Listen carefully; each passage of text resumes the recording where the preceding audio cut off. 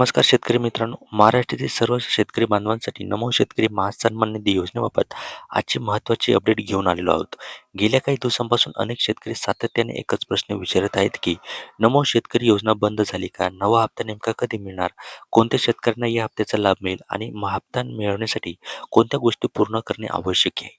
चला तर मग आजच्या व्हिडिओमध्ये या सर्व प्रश्नांची सविस्तर माहिती जाणून घेणार आहोत. सर्वप्रथम नमो शेतकरी महासन्मान निधी योजना बंद झालेली नाही. अनेक ठिकाणी सोशल मीडियावर वेगवेगळ्या अफवा पसरल्या जात आहेत. मात्र अधिकृतपणे अशी कोणतीही घोषणा करण्यात आलेली नाही. त्यामुळे शेतकरी मित्रांनी कोणत्याही अफवांवर विश्वास ठेवू नका. आता सर्वात महत्त्वाचा प्रश्न म्हणजे नवा हप्ता कधी मिळणार? शेतकरी मित्रांनो, शासनाकडून हप्त्याचे वितरण सुरू करण्याबाबत अधिकृत घोषणा होताच पात्र शेतकऱ्यांच्या खात्यात ₹2,000 डीबीटीद्वारे जमा केले जातील. त्यामुळे अधिकृत अपडेटकडे लक्ष ठेवणे आवश्यक आहे.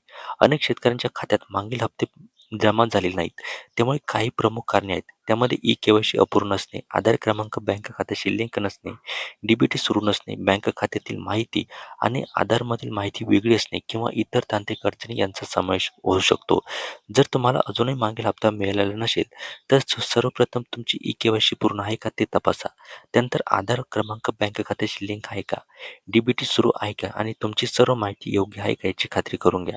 शेतकरी मित्रांनो, अनेक जण विचारत आहेत की कोणत्या जिल्ह्यापासून हप्त्याचे वितरण सुरू होणार?